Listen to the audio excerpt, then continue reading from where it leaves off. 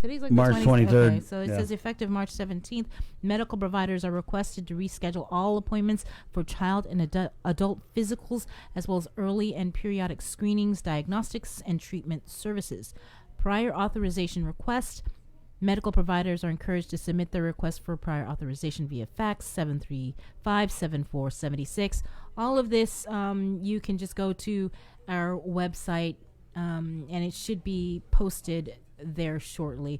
But one of the big things that came out of this release is the extension for filing your taxes from April 15th to July 15th, and it's automatic. So You don't got to worry. Yeah. Done deal. Done deal. Also happening today, if you want to go over that list for grab and go. Right. So the Guam Department of Education is going to be doing its grab and go meals. They've got 10 locations, 11 locations. That's going from 11 to 1. Open for kids 0 to 18 years old. We spoke with the soup this morning. There's a comment on the Facebook. Do we have to bring the kids for verification? And the soup said no. They're basically going to be going on an honor system. So be honorable, don't abuse it. But man, for standing up this program, this is kind of huge. And he said that this is just the beginning. They're looking at including breakfast, but let's get through this lunch service first. Right, and they got about 100 GDOE staff that volunteered. They volunteered, took their time to come out and help out with this effort.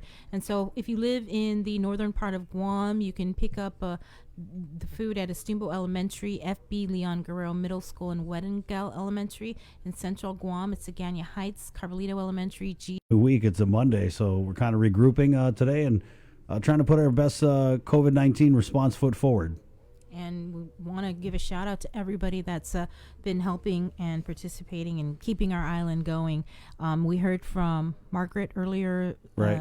She's the Dean of nursing at the University of Guam. And she's calling out for anybody that has any sort of medical background that would like to help in this effort to call the Guam Board of Medical Examiners.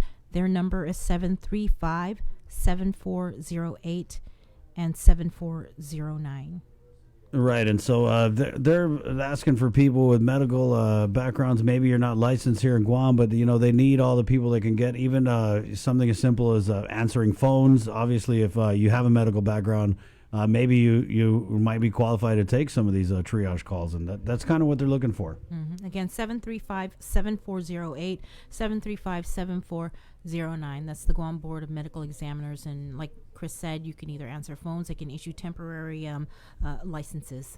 Right, and so part of it is that right now maybe they got somebody answering the phone, and that person is qualified to be out on the field responding. So the more volunteers that they get, the more they're going to be able to kind of play with moving personnel around. Do we have a shortage of healthcare providers? Yeah, it's been that way for a while. It's been that way before COVID-19, and that's what you're hearing a lot of them start to say.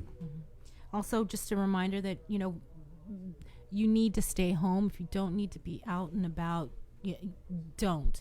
Just stay home, take care of your children, wash your hands for 20 seconds, use hand sanitizer. I think you pretty much all should know the drill by now. You just need to do it instead of thinking about doing it or making excuses about doing it. Yeah. So stay home, and businesses, if you see businesses that that are non-essential and that are open, you can report them. And what is the number here? It's 475-9473 or 475-4770. And the Department of Revenue and Taxation has already issued 9 notices of violation for businesses that remain open during the governor's order for mandatory isolation and the closure of several non-essential businesses up at least until March 30th. But, there's already indications that it'll probably be extended past that. Right. And so what's happening with these businesses? What are some of the penalties? Well, we've seen, and this might not be the situation for every business, but they're getting their business license taken away. Right. That is definitely one of the possibilities, that the revocation of their business license and other penalties that are available through law. Right. And so, obviously, these businesses, would they have opened if there wasn't a need? There's a need for a lot of things right now, but we're talking about barbershops, massage parlors, exactly, vape shops, non-essential. Right. The only ones that the ones that are essential, obviously, are the medical clinics. I think dental clinics are exempt. Grocery stores, hardware stores, gas stations. I mean, you should know by now what is exempt and what isn't. And what's critical, right? What you need to get by. And I know you guys. The whole island was out there panic buying last week, so I don't know why you need to go to Payless, Costyless, Kmart. I know you're good already. I think people are just get itchy feet on Guam. It's a syndrome. And the shipping companies and the Chamber of Commerce, they've assured the community that the supplies are still going to be coming in. So don't go out there and freak out and, like Chris was mentioning, panic buying. I haven't done that. Have you? Yeah, you haven't done it because you're always panic buying, like all the time. She is a hoarder. She was COVID-19 ready before they even thought of COVID-19 with the sanitizers and the wipes. Everybody at KUAM knows if you need wipes, the sanitizer, if it cleans something, it's probably in Bree's office. I mean, she gets excited. She comes and works. She's like, here, Clorox came out with a new product. Stop. Yeah. No, so he's somewhat telling the truth, but I am. All I gotta say is look at this. Exaggerating a little bit. Who makes their own hand sanitizer? There's a lot of people. Oh, a lot of people do. You're the only person. Sure, I'm sure there's probably a lot of people that do. Right. Yeah. Okay. Put your hand sanitizer. Yeah. What's your hand sanitizer mix? What's a good mix though, Bree? Because I know that you just didn't like wing this. I'm pretty sure you followed some kind of guidelines. No, I did. I winged it. You did. I winged it. I was like, where's all the rubbing alcohol in this store? Where's it at? Okay, let me grab a couple. Right, and then just a couple. First spray, it didn't burn your hands. You're like, let's put some more. You kind of know me, huh? Yeah, I do kind of know you. I've been working with you for a minute. 9:43. So Joe Guam is calling in. Yeah. Yes, he is. Okay, we're gonna end it with him. We're gonna give him the last word today. What about our boy Dave Sablon? I saw you put out a story with him yesterday. Where's he at, and what's going on with him in quarantine? That was day 4, and he's still concerned about the possible contamination. But I think when he heard about the death of the 68-year-old woman, it hit him hard. He came home to take care of his elderly parents. He just kind of got caught up because in the mandatory protocols, because he didn't have time to get the 72-hour health clearance. So he came in, and you saw the video and you saw a story. So when he heard of the death, it hit him hard, and he told everybody, you need to stay home and listen to, what the governor is telling you. Don't go out there if you don't need to be out there. He's already, and this is coming from somebody who was forced into quarantine, into lockdown. Yeah, I mean, this guy was basically told that this is what's going to happen, and he's kind of come to terms with it. Yeah, I think so. We're praying for you, Dave. I'm probably going to check in with him again today. So day 5 of quarantine. Right, and so while Dave didn't initially probably want to go into quarantine, like a few of the people that are in quarantine, someone else who didn't want to quarantine was the U.S. attorney, and so we're seeing this kind of come out here. There was an incident that we don't know really much about it, but it was apparently enough of an incident that the governor has written to as if the Attorney General of the United States doesn't have enough to worry about. Right. She's written a letter to U.S. Attorney General William Barr. Yeah, to report unacceptable behavior from the U.S. Attorney for the districts of Guam and the Northern Mariana Islands, that being Sean Anderson.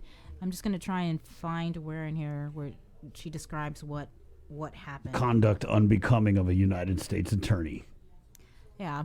Apparently, the U.S. attorney could not comprehend the severity of the issue yesterday. I was forced to take precious time and resources away from our response efforts to deal with the arrogance and disrespectful behavior of Mr. Anderson. His decision to challenge my executive orders created an atmosphere of non-compliance and threatens our local government's ability to respond to this public health emergency. Let me be clear, I did not bend to his title when I asked my public health nurses and customs officers to let Mr. Anderson through. I did so to protect Mr. Anderson from the dangers he would be facing imprisoned alongside those that his office had caused to be detained, and she's respectfully requested that you join in my demand to have Mr. Anderson removed as the United States Attorney for the districts of Guam and the Northern Mariana Islands. So I believe he had came in on a flight, and He was. I mean, that's what we know. We're just getting one side of it, right? Actually, no. We actually had a response, and I think another response is coming out later today. He says the U.S. Attorney was. This is from, please see U.S. Attorney Anderson's comment to the letter sent by Governor Leon Guerrero. The U.S. Attorney was out of the country on personal travel. The travel did not include any CDC high-risk countries. Attempts were made to reschedule an early return, but the cascade of flight cancellations prevented him from doing so. In interim, he communicated remotely with the offices on Guam and in Saipan, in addition to the Department of Justice and various working groups. Upon arrival on Guam, he voluntarily disclosed his travel history and lack of COVID-19 symptoms. He was then presented with a purported contract to voluntarily self-quarantine at home. He declined to sign the document and informed all present that he also needed to work at his office. The governor, through her counsel, agreed that this was acceptable. The governor's letter has been forwarded to the Attorney General. The U.S. Attorney supports the governor's efforts to meet the ongoing challenges faced by Guam. The continuity of operations in the U.S. Attorney's office also remains a high priority. The U.S. Attorney is part of daily activities within the office. He will continue his work until further order by the Department of Justice. Attorney General Barr has tasked U.S. attorneys nationwide to inform their state and local law enforcement partners that we need to ensure that local law enforcement officials enforcing travel restrictions are aware of the fact that federal employees must be allowed to travel and commute to perform law enforcement and other functions that should be prevented from doing so, even when travel restrictions are in place. Law enforcement on Guam and the Northern Mariana Islands have been so informed. We look forward to working with our local partners to keep our community safe during these difficult times. And that was a response. Very interesting. Yeah. Yeah, I mean, so we're going to get another statement from the U.S. Attorney later today. That's because I had requested Carmela. She's the, I guess you could say, the spokesperson or liaison for the. Right. So I had emailed her. Is there any possibility that we could get the U.S. Attorney on the radio? Which it was a long shot, but Well, but hey, shoot your shot. This is the time to shoot your shot. And I got the response that she sent it to him, but another response should be coming out today. Right. Yeah. So that's kind of it, that they would still ask for his removal, even though they had come to an agreement that you need to work. So and that's his side of the story. Right. Yeah. I mean, does that mean that any federal employee can just throw their weight around and expect to whisk through our? I mean, I guess it does mean that. So. 9:49. Hey, let's give the last word, a positive word here, and bring Joe Guam onto the show. Morning, Joe. Hafa Chris. Hafa Sabrina. Hafa. So let's talk about first of all, you did a little live show, and what was the kind of the thought? Because we're seeing it with a lot of local artists. They're finding ways to get their songs out there to entertain people who should be locked up in isolation at home. Well, what I do full time to support my wife and my kids is I play shows, and just this past week to gather and promote a gathering of people or an audience, just wasn't too responsible of us. So combined with my partners, we decided to cancel all of our shows, till further notice. So as we were watching all of you, KUM reporting all the critical information that was going out on social media, we really wanted to try and do what we could from the confines of our homes, in what we do with music. We wanted to try and do something to contribute. We waited a little bit, though, because we felt that there was a lot of critical information that, again, needed to come out, maybe Monday through Friday. And then on Friday, I just went live on Facebook. I actually did it at my front porch and put up the biggest speakers that I had and threw it out on my neighborhood WhatsApp chat that I was going to do a set, and pointed the speakers out towards all of them. They all came out on their front porch and on their balconies and were honking horns from their cars, to try and gather in. And I went live on Facebook for an hour. I did a set just to, our goal was to try and spread some positivity and some good vibes throughout all of this. And it was just amazing to be able to connect with everybody. I think the video has over 60,000 views now, which is just beyond my belief right now. And but what's more important to me was the video has 1,100 comments of people spreading positivity, and that was really what was really amazing to my wife and I. So thank you to everybody who commented and watched the show, watched the live show. I went on and I did I tapped and I liked every single one of those 1,100 comments. Wow. I read every single one because that's really what's most important to me and my wife. So thank you guys. If there is comments on there that I haven't liked, because I haven't gotten to it yet, but I promise I will. But just like I would normally do a scheduled show here on the island, my wife and I decided that we were going to think of and put out a schedule for scheduled shows live online as well for anybody who wants it. We just want to connect with you guys, and it's the little we can do from the confines from our home to be safe, but I'm going to try and do our best. Right, Joe. And so this is something that, because I'm friends with a lot of musicians, I'm seeing it on Twitter.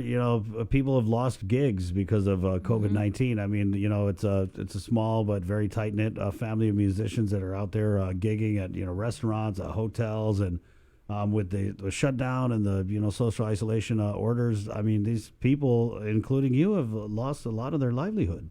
Yeah, we had to cancel 16 shows this month. And that was a little bit over 50% of our household income.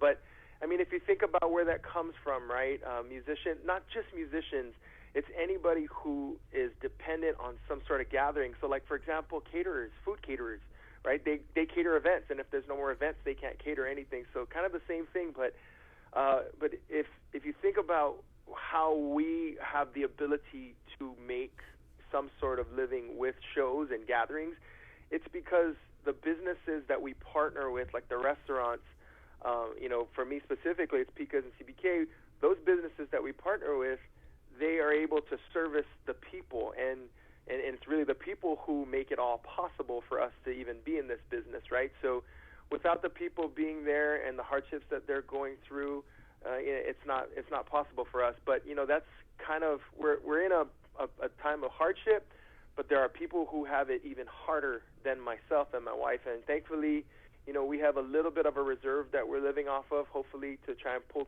us through this. But there's people out there who don't even have that. So our prayers and our thoughts, and we're trying to kind of think of outside the box, think of some great ideas here at home to stay safe, stay responsible, but at the same time still try and find a way to connect with everybody, give everything we can through music, and any positivity we can. We're trying to do our best here from the house. But, just prayers to everybody. It's all hardship right now. And, in times of hardship, the lines of division, you kind of see them come down just naturally. So, again, those 1,100 comments on the video, man, it was just all positivity. So, Joe, let's talk about this song, Day by Day. Some songs take years to write. They don't finish for years. Tell me about it. This one took a day. Wow. After everything we've been reading on social media, the WhatsApp chats, everything, there's some ideas and inspiration that kind of came to my mind and my wife's mind. My wife's a musician too, right? So there were musical melodies that came out, and there were lyrics that came out, and so we're bouncing ideas off of each other, slowly forming this song. And the best part about this is, as my wife and I were doing this, my 5-year-old daughter, Dolce Cecilia, comes running over, and she's like, I have an idea. And so she starts telling us these ideas, right? And I looked at her and I said, what would you want to tell your classmates right now? Go in your room and think about it. So she comes back out. So if you listen to the second verse where she says, don't give up, give it your best, it's okay to be afraid, that's her line. So she will actually go on the public, the release as with a lyric credit formally. So we're releasing that. We weren't going to release it, but we got requests, so we're going to release this live version on Spotify, YouTube. Spotify, Apple Music, Amazon, all the streaming platforms. We're going to release that. I'm in the process of publishing it right now. Nice. And then sometime in the future, when we can get out of our house and go to the studio, we'll do a studio version too. Nice. You make sure your girl gets her royalties, man. You know what? That's funny because she gets royalties for all the songs, whether she's on it or not. Right. And it's in the form of all of her toys, her iPads. Right. Yeah. So, yeah, thank you. I appreciate that. Well, you tell her if she needs an agent, man. If her parents are trying to give her less than 5%, that I'm. You're on it. Call Uncle Chris. Okay. Okay, I promise I will. So, Joe, we're going to play this song. I know you said you came out with a schedule of different shows. People follow you on social media. When are you going to put out that schedule, and when can they look forward to the next performance?